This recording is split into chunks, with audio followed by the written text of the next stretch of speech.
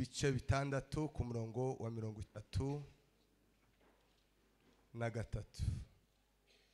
Turaganira umwanya mutoya.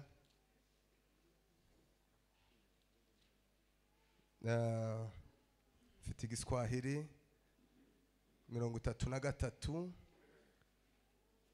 Bali shughulisheni kwanza juu ya ufalme wa Mungu na matakwa yake, na hayo yote mtapewa kwa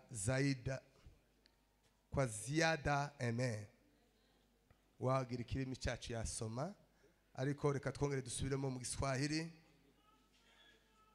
Bali shughulikeni kwanza juu ya ufalme wa Mungu na matakwa yake, na hayo yote mtapewa kwa ziada. Amen.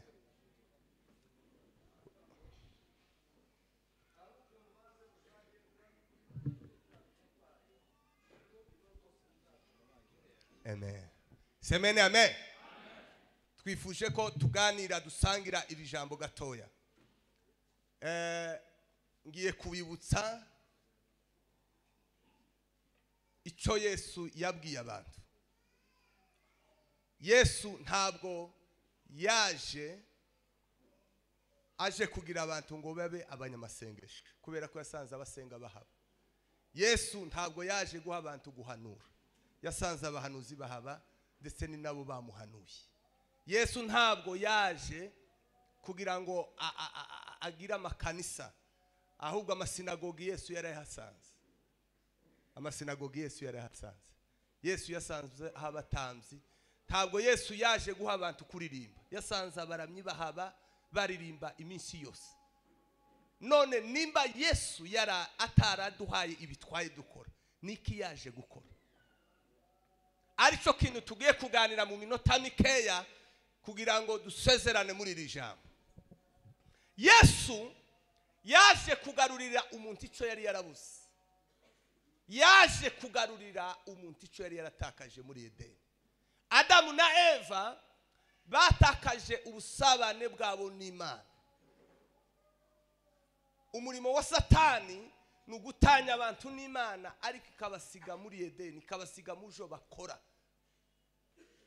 ariko batakigirana ubusabane n'Imana. Rero Yesu aza ari kugira ngo yongere agarurire umuntu izo yahoranye Imana imuha ubwiza bwe. Imana yari yahaye umuntu imbaraga, Imana yari yahaye umuntu ubutware, Imana yari yarahaye umuntu imbaraga zo gutegeka no kuba hejuru ikintu icyo ari cyo cyose. Ariko umunsi yavuye ku Mana, ibintu byose byagiye hejuru y'umuntu. Atakaza imbaraga, atakaza ububasha, atakaza ubutware. Icyo Imana yari yaramuhaye aragitakaza. Bivuga ngo iyo umuntu agiye kure y'Imana abatakaje iby'Imana yaremeye umuntu. Rero Yesu aza kugira ngo yongere adusubize icyo twari twaratakaje.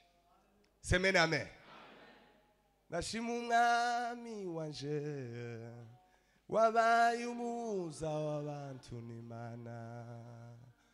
Nashima umwami wanje wabaye umuza w'abantu n'Imana. Ntare ya Yuda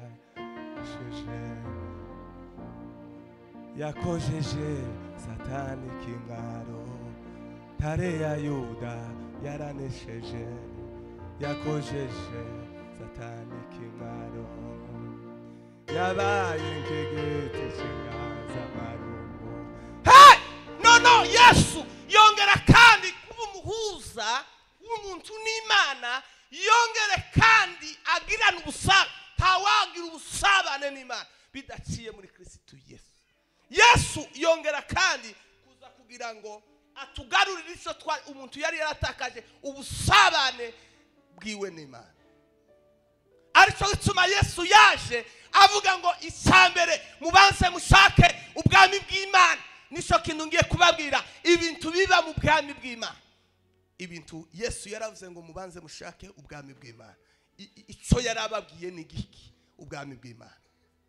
Kubera ko abantu barimo barashaka izo, barimo baraja kando, barimo baraja hirya iso Yesu yababwiye gushaka, kandi cyane cyane ubwoko bwaje, kuko kuturashaka ibyo Yesu atatubwiye gushaka. Mu gitabo cy'Abakorinto ba mbere ibice 4 ku murongo, semena me tuwasome. Abakorinto ba mbere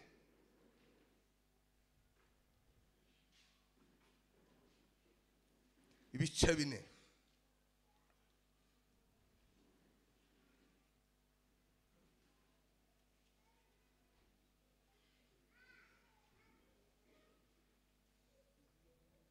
Ibice 4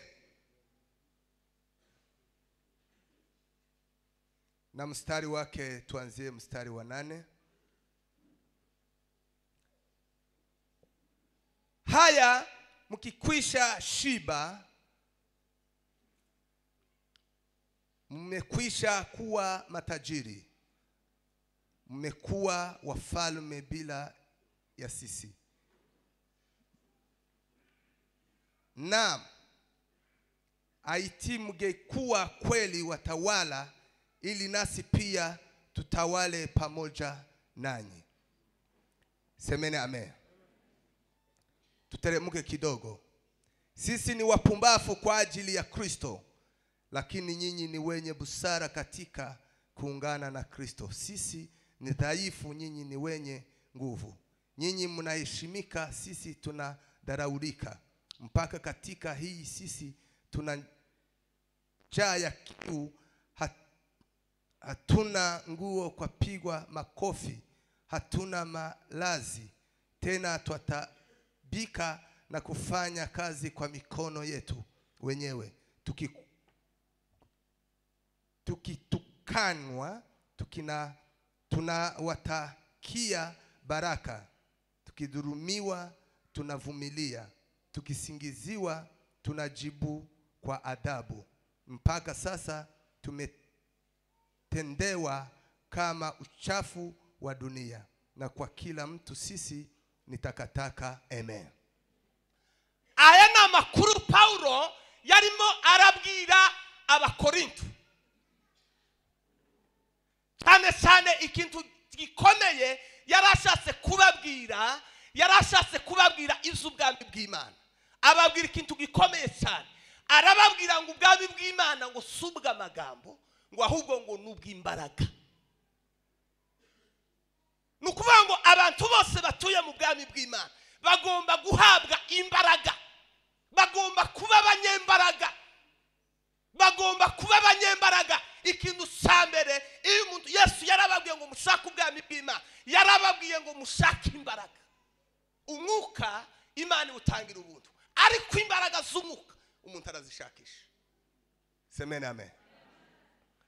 Iso niso masabiye, kubera ko abo tugwana nabo ntabwo arafite amaraso n'inyama, ni imyuka. Cyo tuma yarababwiye ngo mushake imbaraga. Ubwami bw'Imana subwa amagambo, nubw'imbaraga. Nukuba umunyembaraga mu isi yo mu mwuka. Abantu rero bose batuye mu bwami bw'Imana barangwa n'imbaraga zo kunesha isi na Satani. Nico Yesu yarababwiye ngo mushake imbaraga. Ijambo rya kabiri murabisanga mu Baroma, aho Paulo yavuze ijambo rikomeye cyane. Aravanga ubwami bw'Imana ngo subwo kunywa no kujya, ngo ahubwo ngo nubwo gukiranuka n'amahoro, ngo no kwishimira mu mwuka. Bivuga ngo ubwami bw'Imana bugizwe n'ibintu bine. Kintu cyambere ni imbaraga. Umukristo wese ategerezwa kuba umunyembaraga mu isi yo mu mwuka. Amen. Mutegere kintu cyane, kuko igituma tunaniwe, igituma twaye tugenda tunebwa, igituma abantu baye bagenda bashira tambaraga. Abantu ntibasenga, tambaraga z'umwuka wera bafite. Yesu yaje kutugarurira imbaraga. Abafite Yesu bose, Yesu ni umwami wanesheje, Yesu ni umwami watsinze. Abamufite bose bategerezwa gutsinda mu isi yo mu mwuka. ikiranga rero ko abantu ubwo kuko bugenda bunebwa abantu baroga abandi basambana amasakubiri ibintu n'ibindi ni ikibazo tambaraga bafite zo guhangana n'imyuka. Rero nimukenera kuzonesha, nukenera kuzaba umunyembaraga, genda ushaka imbaraga aho zizashaka, nugusenga Imana. Ndabasabira muzogende mube mu buzima bwo gusenga. Umuntu wese usenga Imana izimuha imbaraga zo kuna, nubwo yosa n'umuntu uciriritse, nubwo yoba ari umukene, ariko asenga Imana aba ari umunyembaraga ukomeye cyane. Semena amen. Semena amen. Ijambo rya kabiri ni ugusoma ijambo ry'Imana. Umuntu udasoma ijambo ry'Imana ntabwo ari umukristo. Ndabasa nimba umuntu adashobora kumara isumwera atagaburira umubiri, none nimba ugira isumwera utagaburira umwuka, wewe ni mutu ayinaganye ubumeze. Nimba abagabo badasoma ijambo ry'Imana, nimba abagore badasoma ijambo ry'Imana, nimba badasenga, muzonebwa urasaroga, bamwe bazoroga abandi babewika. Mwumve iri tangazo, mutegere kino kintu gatoya. Igihe mutazashaka ubwami bw'Imana, igihe mutazasenga, igihe mutazasoma ijambo ry'Imana, muzahora muri abanyantegeke. Abantu bazahora ari abanyantegeke mwisi yo mu mwuka. Tube mu makanisa ariko Satani adufiteho imbaraga, Satani adufiteho ubushobozi. Abantu babe mu ikanisa ariko batakigira Imana, batagira imbaraga. Nimba umugabo ananirwa gushobora gusenga ngo asengere umuryango we, umugore ngo asengere umuryango we, ubwo rugo ruteye boneje. Nta mukristo ubaho adasenga, nta mukristo utabaho adasoma ijambo ry'Imana. Nimubona abantu kuko ni ibintu bibiri biza bitanga imbaraga mu bwami bw'Imana, no kwiherera usenga no kugira ijambo cyane. Semena amen. Tumpe Bwana utukufu. Haleluya. Rero intambara duhura nazo, umuntu wese agira iziwe, umuntu wese agahura n'iziwe. Rero ugomba gusenga kugira ngo mwese muhore muri abanyembaraga.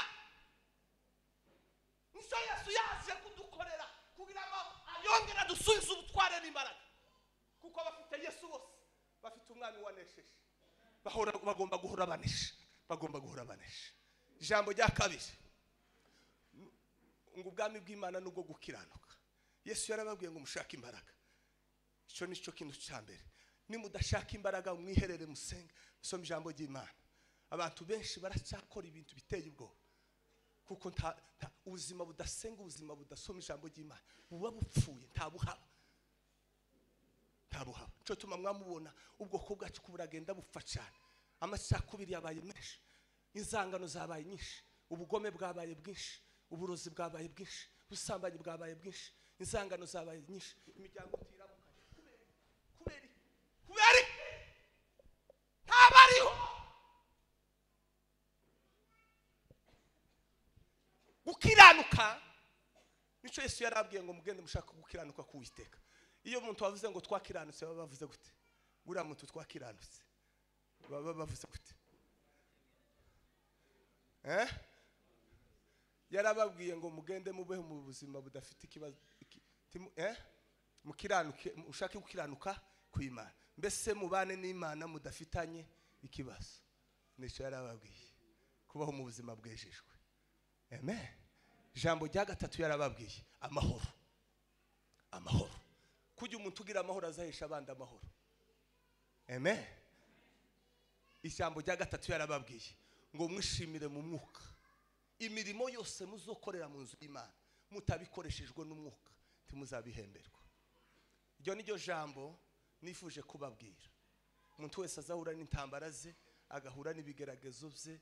Rero kugira ngo muzahore munesha, nuko mugomba kugira imbaraga, mugomba gushakisha imbaraga, mugashaka ubwami bw'Imana.